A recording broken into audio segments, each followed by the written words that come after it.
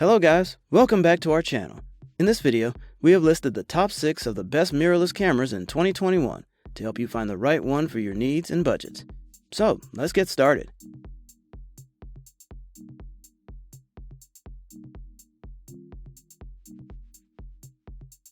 Our list begins with the Fujifilm X-S10.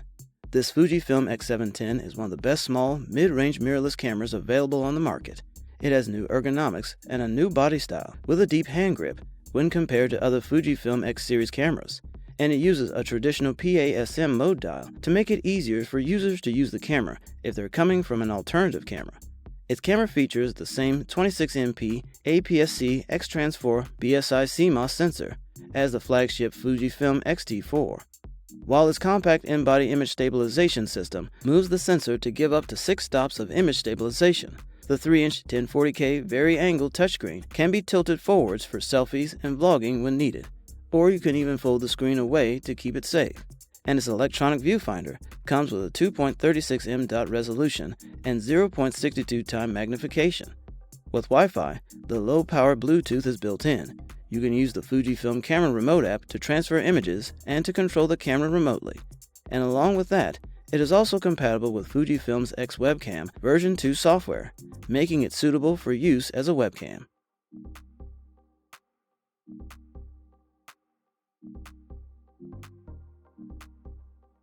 Next is Olympus OM-D EM5 Mark III.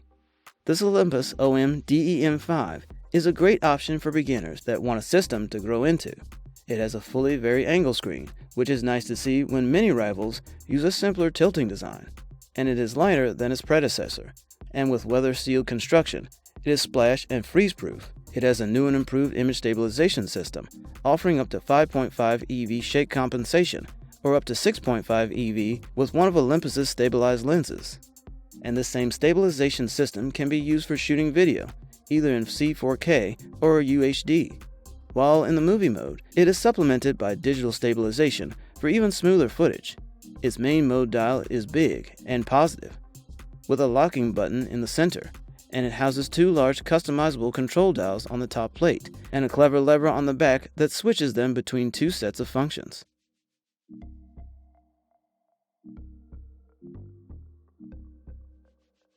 Next is Sony A7 III. This A7 III features Sony's latest generation mirrorless body design, which brings it up to date with its A7R III and A9. The improvements to the controls and design make the A7 III extremely easier to handle than the A7 II, and its camera can fit nicely in hand, with an improved grip size making it much more comfortable to shoot when using larger lenses. On the upright surface, it houses a dedicated mode dial, an on-off power collar, and a dedicated exposure compensation dial, and a pair of custom buttons. And along with that, it also adds a new multi-selector joystick that grants immediate control over moving the camera's autofocus points, and it also replaces a great source of frustration on previous Sony mirrorless cameras. It has a 3-inch type 921,600 dot touchscreen LCD that can tilt up by a maximum of 107 degrees upward and a maximum of 41 degrees downward.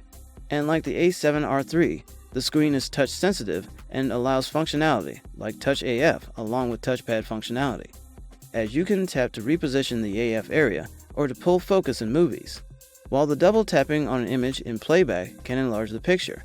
And finally, for connectivity, it has an impressive feature set, including a built-in Wi-Fi with NFC to help transfer files to a smartphone, tablet, computer, or FTP server, along with a Type-D micro HDMI port, 3.5mm headphone jack, and external mic jack.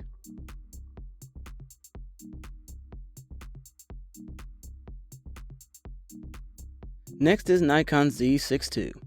This Z6 II is an extremely capable camera that will support the photographer in almost any situation. Its body is built to withstand the rigors of professional use, and its frame is magnesium alloy.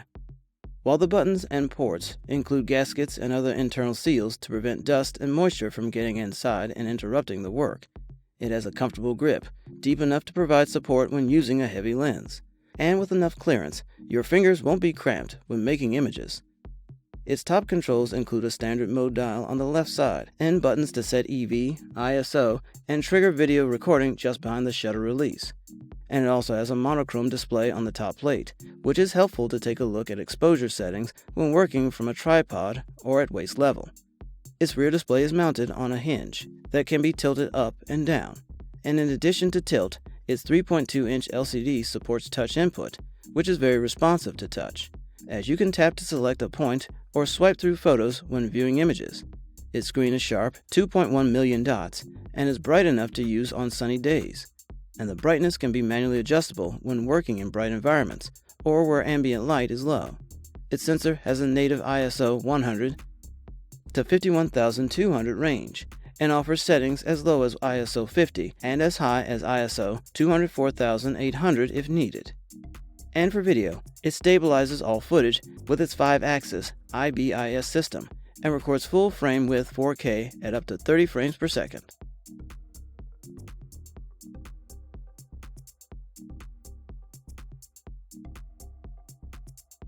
Next is Panasonic Lumix S5. This Panasonic S5 blends a full-frame sensor with a small, ergonomic body. Its magnesium alloy body is designed to disperse heat, and its excellent big grip, along with lots of manual controls, will let you set burst shooting, shutter, aperture, ISO, and other controls without diving into a menu. It can flip out to the side and rotate 270 degrees so that you can see yourself, which makes it a very good vlogging and selfie camera. And with image stabilization, dual ISO system, and huge sensor, it can take great pictures in low light conditions. It can shoot 4K 10-bit video in both full frame and 1.5 time cropped APS-C mode with full quality, for giving you either very shallow depth of field or an extra 1.5 times zoom if you need it. And for continuous autofocus photos, it works great, especially considering the relatively slow burst speeds. As for ports, this S5 has both headphone and microphone jacks, with both line and mic level inputs that can accommodate many types of powered and non-powered microphones. Along with that, it is also compatible with Panasonic's XLR1 adapter for multi-channel XLR audio inputs. In all, Panasonic has effectively made the S5 great by fixing the slow autofocus, adding extra 4K video features, and making it a lot smaller.